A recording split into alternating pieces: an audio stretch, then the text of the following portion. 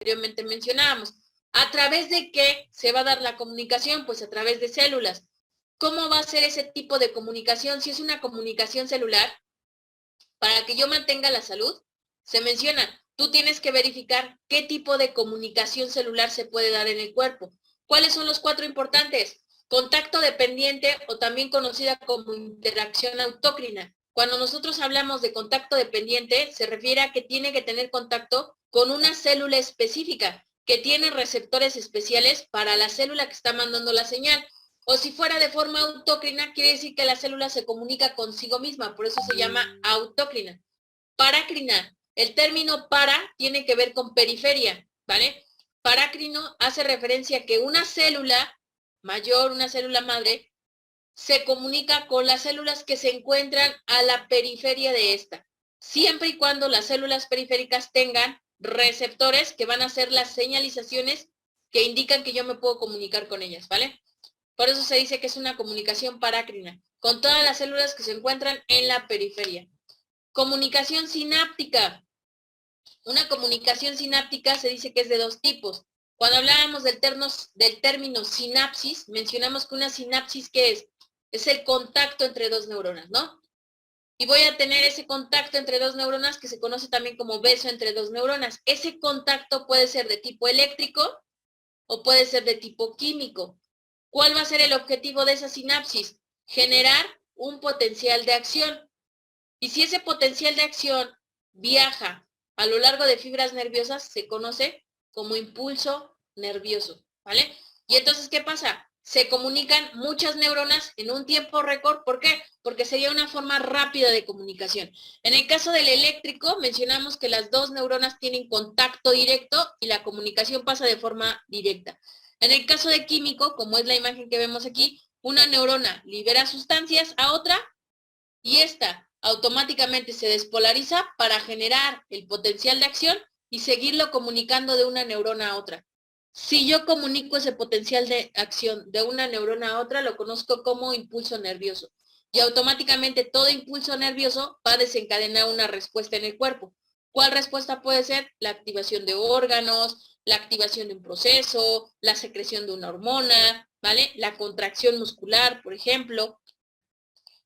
¿Dónde se va a dar principalmente la sinapsis eléctrica? Mencionábamos que esa comunicación eléctrica se da principalmente en el cerebro y la comunicación química se da principalmente en el músculo. ¿Hasta aquí van conmigo o ya se perdieron? Yo voy bien. ¿Los demás? Sí, ¿Ya se profe, durmieron? igual. Todo bien, profe. Todo bien, profe. Entonces ya, contacto dependiente necesita una célula especial o que la misma célula se comunique consigo misma. Parácrino, todo lo que está en la periferia, me voy a comunicar con ellos siempre y cuando tenga receptores específicos para mí. Sináptico, contacto entre 2 neuronas. Ese contacto puede ser directo o intermediario. Directo es una sinapsis eléctrica, intermediario es una sinapsis química. Necesito liberar sustancias para comunicarme. Y finalmente el endocrino. En el endocrino te dice, una célula mayor va a encargarse de liberar hormonas o sustancias químicas al flujo sanguíneo. Si tú liberas esas sustancias al flujo sanguíneo, se dice que el recorrido es mayor.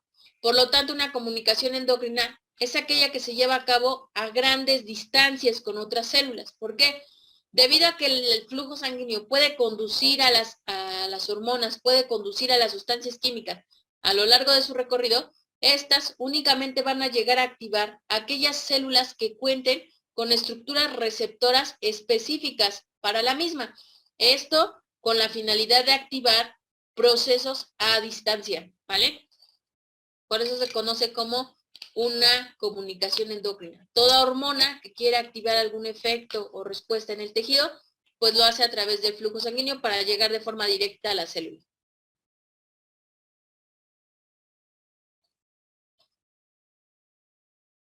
¿Vale?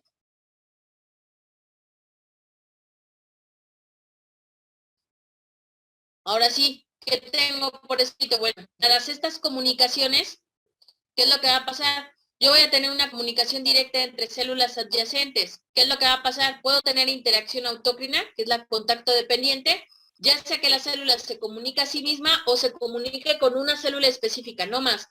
Parácrina, para, periferia, lo que tenga a mi alrededor es con lo que yo me voy a comunicar, ¿vale? Siempre y cuando tengamos cosas afín. Ejemplo, ¿qué sería una parácrina? Supongamos, Daniel es la célula principal. Para que él tenga una comunicación parácrina, ¿cuál es su afinidad? Las mujeres, ¿no? Puede tener un círculo de mujeres y un círculo de hombres. Pero si su afinidad son las mujeres, ¿cómo sería una comunicación parácrina? Pues que solo se comunique con mujeres que tiene a su alrededor. Aunque existan hombres, solo se va a comunicar con aquellas que tenga afín. Para que sea parácrina, pues tendría que ser lo que le gusta a él, ¿no? Que serían las mujeres. Bueno, sí, lo dejáramos en que le gustan las mujeres. ¿Queda claro?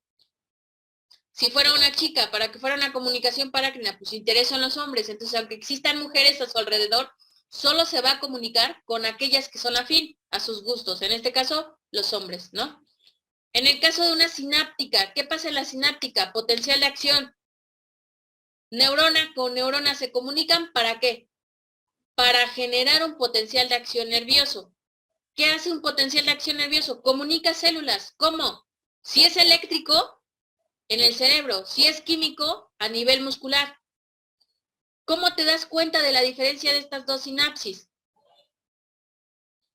En el caso de ser eléctrica, cuando yo te pregunto algo, pues tus neuronitas comienzan a prenderse, ¿no? Y necesitas dar una respuesta rápida. Esa comunicación es una comunicación eléctrica, necesitas una respuesta inmediata.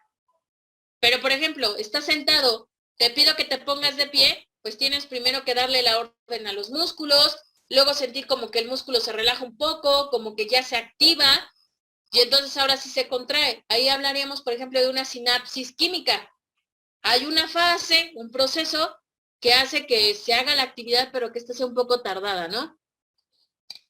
¿Sí van hasta ahí conmigo? Y finalmente la endocrina, pues secreción de neurotransmisores, hormonas. Ya habíamos mencionado que eran los neurotransmisores, sustancias químicas que se encargan de activar procesos en la célula. Una vez que se dan estos tipos de comunicación, ¿qué es lo que va a pasar? Bueno, ya que las células se comunican, te dice, ok, ya las células se están comunicando. Ahora, ¿qué es lo que requiero? Pues requiero que los sistemas trabajen de forma coordinada. Ok, ya se comunicaron las células y los sistemas tienen que trabajar. ¿Cómo van a trabajar los sistemas? Bueno, para que los sistemas trabajen de forma adecuada tienen que cumplir 3 premisas: homeostasis, ley de balance de masas o mecanismo de retroalimentación.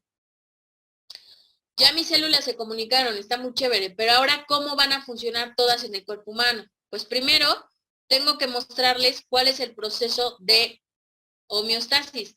Y mencionamos, homeostasis ya definido en teoría, en Guyton, nos dice, la homeostasis es el mantenimiento de la constancia del medio interno por la acción coordinada de los procesos fisiológicos. ¿Qué significa esto? Mantenimiento de la constancia del medio interno, una función adecuada, ¿no? Por acción coordinada de los procesos fisiológicos. ¿Qué habíamos dicho? Para definir los conceptos, para definir los procesos, acuérdate siempre de los componentes de la palabra. Homo igual, ¿no? Éstasis, equilibrio, ¿cierto? Y entonces, ¿qué te dice? Es el mantenimiento de constancia del medio interno. O sea, todo esto quiere decir que el medio interno está trabajando de forma coordinada, ¿no? Va igual. Por acción coordinada de procesos fisiológicos, es decir, si están coordinados, están en equilibrio. Entonces, ¿qué significa la homeostasis? Un trabajo en equilibrio de los 3 sistemas que conforman al cuerpo humano. ¿Cuáles son los 3 sistemas fisiológicos integrales? Nervioso, inmunológico y endocrino. Si uno de esos 3 falla, automáticamente se pierde la salud en el paciente. ¿Ok? Entonces, aquí les coloco la definición teórica de lo que sería la homeostasis, que está un poco compleja: el mantenimiento de la constancia del medio interno por la acción coordinada de los procesos fisiológicos. Si lo definimos por palabras, es el equilibrio y la coordinación del trabajo de 3 sistemas específicos: nervioso, inmunológico y endocrino. Si estos 3 se comunican de forma adecuada, si estos 3 trabajan de forma adecuada los procesos fisiológicos, pues desde luego que vamos a mantener la salud en el paciente. Si se altera la función de la homeostasis, ¿qué va a pasar? pues voy a tener un trabajo inadecuado de los órganos. Automáticamente, ¿qué mencionamos cuando los órganos no funcionan de forma adecuada? Que el paciente entra a un proceso de enfermedad, ¿no? Y si el paciente se enferma, eso se conoce como alostasis.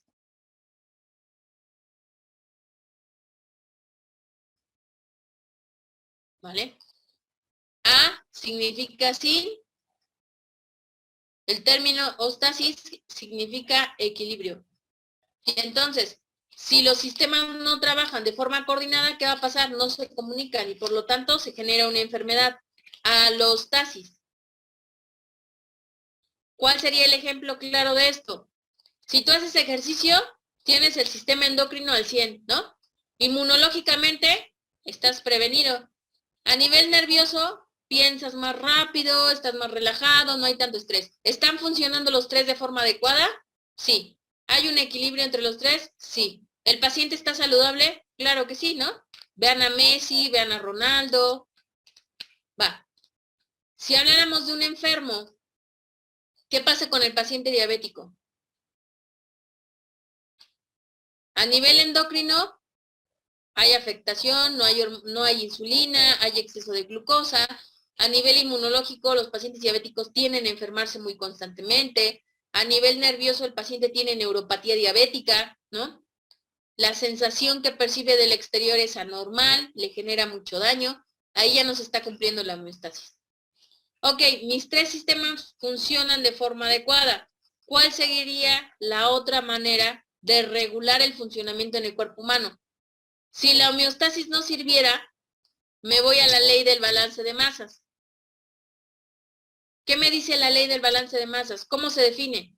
La ley del balance de masas establece que si la cantidad de una sustancia del cuerpo permanece constante, su ganancia y su pérdida deben estar compensadas. ¿Qué es la ley del balance de masas? Es el principio bajo el cual se trabaja consumo y gasto en el cuerpo humano, ¿vale? Independientemente del área química que te dice que la materia no se crea ni se destruye, solo se transforma, en el caso de ya, hablando de biología, hablando del área del cuerpo humano, se menciona que la ley del balance de masas se traduce como la cantidad de consumo va a ser igual a la cantidad de gasto más lo que se pueda producir menos las pérdidas que pueda tener el paciente. Y entonces te dice, para que se cumpla la ley del balance de masas, tiene que ser constante tanto su ganancia como su pérdida compensada, ¿vale? En pocas palabras, ¿cómo me quedo con la ley del balance de masas? Lo que consumo es lo que gasto. Y ya está, ¿vale? Si no se cumple el consumo con el gasto, no se está cumpliendo la ley del balance de masas. Mi cuerpo no está funcionando de forma adecuada. Y entonces, ¿qué va a pasar? Pues ya puedo checar qué produce y ya puedo checar cuánto tiene de pérdida. ¿Cuál sería un ejemplo claro de esto? Cuando hablamos de consumo, pues pongamos que consumes muchos carbohidratos, ¿no? Y si consumes muchos carbohidratos, ¿qué pasa? Si consumes muchos carbohidratos, pues tendrías que hacer mucho ejercicio, ¿no? Y entonces se dice que el consumo de tus carbohidratos debe de ser igual o directamente proporcional al gasto de los mismos. Pues tienes que hacer un ejercicio que te ayude a gastar esa cantidad de carbohidratos. Además de ello te dice, tienes que tener una producción. ¿Qué produces cuando haces ejercicio? Tienes calor, ¿no? Estás produciendo energía. ¿Es mucho calor lo que produces? No, es una producción compensada respecto al ejercicio realizado.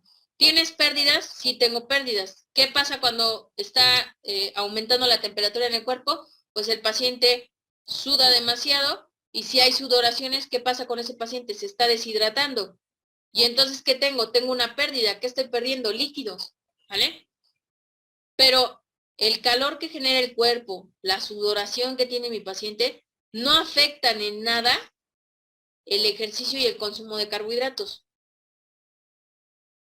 ¿vale? Los tengo como producción y los tengo como pérdida, sí, pero al final el hecho de que yo haga ejercicio y sea proporcional a lo que estoy consumiendo es suficiente para que yo tenga el cumplimiento de la ley del balance de masas,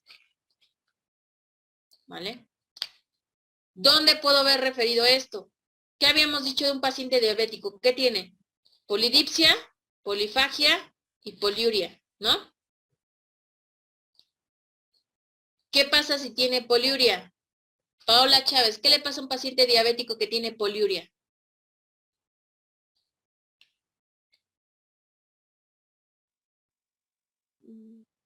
No, profa, no sabría decirlo. ¿Cómo no sabes si es poliuria? ¿Qué es poliuria?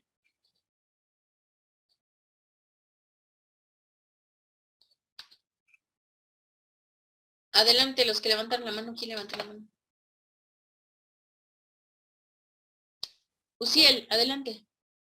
El paciente tiende a estar orinando mucho. Constantemente, ¿no? Sí. Entonces, ya te lo dijeron. ¿Quién eres? Paola. Ok, tiende a orinar mucho. ¿Qué pasa con la ley del balance de masas en ese paciente? Paola Chávez. ¿Me lo puede repetir, profa? No, Paola. Es que se me traba la llamada. Adelante, Daniela. Lo que está consumiendo no sería igual a lo que está desechando porque está Exacto. perdiendo más líquido. Exacto. Normalmente los pacientes diabéticos mencionamos, consumen 1 litro de agua y miccionan 2 litros, por ejemplo. Eso es ley de balance de masas. No, no se está cumpliendo la ley, ¿vale? Estoy perdiendo más de lo que estoy consumiendo. Si existe esa pérdida, ¿qué te dice? Que automáticamente los receptores específicos del cuerpo humano no están funcionando. ¿Por qué?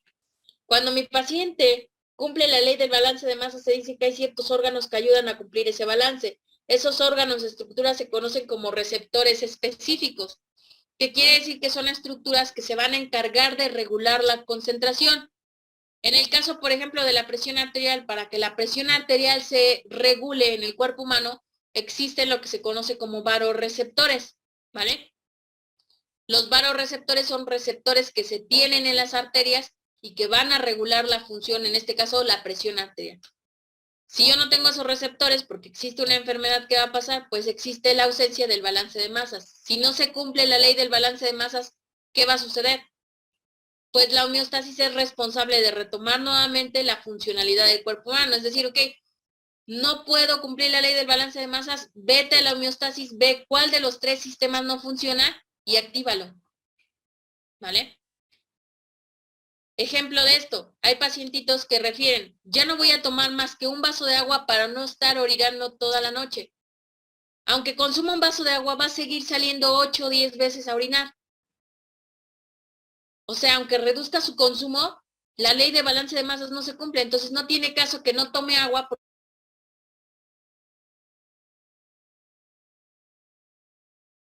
balance de masas y pues mi paciente está miccionando demasiado, no puede controlar lo de la micción, tiene poliuria, no se está cumpliendo su ley del balance de masas, sigue enfermo, es diabético. Y te dice, para que ese paciente se recupere, pues tienes que checar las 3 premisas, homeostasis, ley de balance o mecanismos de retroalimentación. La pregunta es, ¿qué hacemos con ese paciente diabético, Juan del Río? ¿Ya le decimos que se vaya a casa? ¿O qué hacemos? No, podemos darle un estímulo al paciente diabético para que tenga una retroalimentación. Podemos regular su salud a través de retroalimentación, ¿ok? ¿Por qué lo podríamos regular a través de retroalimentación, José María Molina? ¿Está bien? ¿Juan del Río está bien? Si no funcionan sus sistemas, si no funciona la ley de balance de masas, que son sus receptores, entonces tengo que aplicar un estímulo externo para ayudar a ese paciente. Adelante, Gael. ¿Qué pasa con ese paciente? Con los estímulos, ya sea positivo o negativo, podemos necesitar alguno de estos 3 que esté más descoordinado que los otros 2 para que entren en coordinaciones. Ya sea positivo. Se apagó tu audio. Ya sea positiva o negativa, ¿no? Ya sea positiva o negativa, dependiendo de qué se utiliza. Pues positiva, supongo que pues para excitar la acción que queremos buscar, y la negativa para inhibir. Exacto. Positiva, activa, aumenta o modifica. Negativa, bloquea, inhibe o retarda. Marco Viveros, ¿qué pasa si el médico dice, porque lo dice, el médico dice, bueno, pero ¿para qué se lo voy a dar a Marco Viveros, que es fisioterapeuta, si mi paciente va a gastar más dinero? Además, ¿cuál es el lema? Y ustedes y todos lo hemos escuchado. El paciente diabético dice, voy a comer lo que quiera porque total me voy a morir. Ya no voy a otra área porque voy a gastar y ya estoy enfermo. Marco Viveros, el médico tal cual lo dice, ya mejor vayas a su casa y ya ni siquiera vaya a fisioterapia porque ya la diabetes la tiene, ya no se le va a quitar. La pregunta a Marco Viveros es, ¿cómo le haces para que ese paciente vaya a fisioterapia?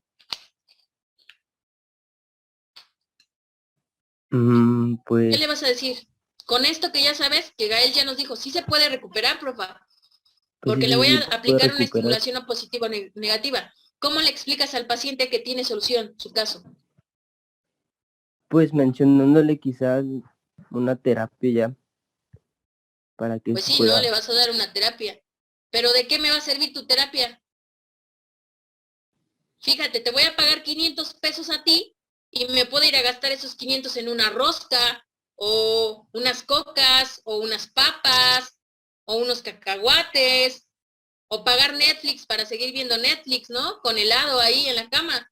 ¿Para qué me iría contigo, Marcos? Para que pueda tener una regulación de sus funciones de sus sistemas y así pueda reducir el riesgo de la diabetes. Ok, muy bien. ¿Y cuáles van a ser esos sistemas que vas a cambiar? Está perfecto lo que me dijiste, pero ¿cuáles El serían esos nervioso, sistemas? ¿Cuáles? el endocrino, perdón, y el inmunológico, ¿Cómo lo harías?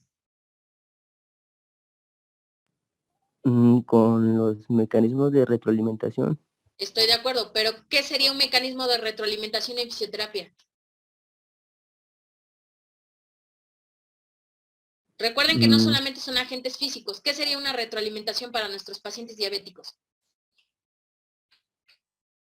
Adelante, Lisette.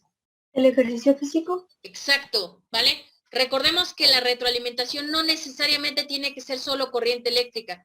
Pueden ser estímulos externos como que propiocepción, ejercicio físico básico, ejercicio de alta intensidad, ejercicio interválico, corrientes eléctricas, calor, ultrasonido, láser, punción, ¿vale? Ondas de choque, ondas cortas, lo que quieras, pero que sea un estímulo externo. Es decir, si tu cuerpo no puede a través de la homeostasis, si tus receptores u órganos internos, periféricos, tampoco pueden la ley del balance de masas, hay que hacer nosotros algo externo para que el paciente modifique su función. Hemos trabajado con chicos de BUAP protocolos de ejercicio para pacientes diabéticos. ¿Y qué creen? Los pacientes diabéticos que fueron sometidos a ejercicio físico terapéutico lograron reducir el consumo de metformina de 500 miligramos a 250, reducieron su presión arterial, activaron sus movimientos, es decir, ya no hacían nada, solo estaban sentaditos. Además de ello, bajaron de peso. De obesidad grado 2 pasaron a obesidad grado 1, ¿vale? Y además de ello, se menciona que bajó de forma importante la glucosa en sangre. ¿Qué hace la glucosa en sangre? Automáticamente daña las fibras nerviosas y esos pacientitos van a tener daños nerviosos importantes, ¿vale? Entonces, ese es un ejemplo de que si no sirve una cosa y tampoco la otra, pues tenemos una tercera opción. ¿Cuál es la tercera opción? Fisioterapia, ¿vale? ¿Cómo lo voy a hacer? Pues por retroalimentación positiva. Voy a activar esos sistemas, voy a aumentar la actividad física en el paciente, voy a modificar sus actividades de la vida diaria. ¿A través de qué? A través del ejercicio. ¿Y por qué se los menciono? Porque son pacientes, son grupos de pacientes muy importantes. La población mexicana tiene mucho paciente diabético y mucho paciente hipertenso. ¿Y qué les dicen? Pues vete a morir a tu casa, ¿no? O el típico, vete a hacer ejercicio y los mandan al gimnasio. Un paciente diabético con sobrepeso, ¿qué va a hacer en el gimnasio? Lo ponen luego en la caminata. Y aparte te lo dicen los pacientes. Los coach, los preparadores físicos no me hacen caso, porque se van con la que tiene mejor cuerpo, ¿no? Y entonces pues yo veo como lo que hago y qué hago. Para eso está un fisioterapeuta, porque va a dosificar, va a ver qué ejercicios le sirven, qué ejercicios no le sirven. Si tiene sobrepeso, no lo voy a mandar a correr. Es ilógico que lo mande a correr. Tengo que utilizar otro tipo de ejercicio para activar la musculatura de ese paciente. Y entonces, pues reduzco muchísimas cosas, como nos lo decía Vivero. Reduzco glucosa, reduzco consumo de fármacos, activo sistema nervioso, activo sistema endocrino, activo sistema inmunológico. ¿Y qué dice el médico? ¿Pero para qué vas si ya te vas a morir? A ver, El fisioterapeuta busca mejorar la calidad de vida del paciente. ¿A través de qué? A través de diversas actividades. No le vas a quitar la diabetes, estoy de acuerdo, pero eso no implica que el paciente pueda vivir de 2 años que le quedan como pronóstico a que tú como fisioterapeuta puedas llevar su vida a otros 10 años más. ¿Vale? Es muy diferente. Entonces, ¿cómo defiendo mi profesión? Con conocimiento. Si tú también estás ahí como de, pues sí, pues ya se enfermó, pues no sé qué le puedo poner, pues no, ¿verdad? La carrera nunca va a crecer. Pero si llegas con toda la información de que, ¿sabes qué? Te voy a poner ejercicio, vamos a ponerte estimulación eléctrica en músculo para que se reactive, vamos a hacer el otro, pues claro que vas a cambiar. Y créeme que los pacientes te lo agradecen y aparte te recomiendan. Entonces, es importante que entiendamos estos 3 procesos para saber que existen pacientes que tienen mejora. A lo mejor no les quita la diabetes, pero es muy importante y muy grandioso cuando el paciente te dice, gracias porque tenía 2 años de vida y se aumentó hasta 10. Gracias porque de que ya era candidato a una posible amputación, ya no tuve pie diabético, ya no me amputaron nada. Gracias porque ya no me dio neuropatía diabética, ¿vale? Entonces, como fisioterapia también tenemos la parte preventiva, evitar que la patología aumente su sintomatología o evitar que los síntomas presentes empeoren o se prolonguen en el paciente. Por eso la fisioterapia es de las profesiones, para mi gusto, la más importante y de las cuales puedes obtener muchísimo beneficio, ¿vale? ¿Dudas o preguntas hasta aquí? ¿Nada? ¿Hasta aquí van conmigo? Ok, la siguiente clase empezamos con pH, con agua y con espacios intracelulares. Lean cuál es el porcentaje de agua en el cuerpo, cuánto tenemos de intersticial, cuáles son las características del líquido sinovial, qué es el efecto Gibbs-Donan, que nos va a servir mucho para toda esta parte de glucosa, sueros y rehidratación, ¿vale? ¿Dudas o preguntas hasta aquí? No, profe, profe. todo bien. Va, consten. Entonces, para cuando algún médico quiera decir que no servimos para nada, ya tienen una forma de defenderse. Vale, vamos saliendo, chicos. Nos vemos la próxima semana. Cuídense mucho. Igual, Hasta profe, luego, gracias. profesora, muchas gracias. Hasta luego, profe. Hasta luego, peques. Vamos saliendo. Acuérdense de anotarse los que habían participado. Andrés, Dani 1, Dani 2, Dani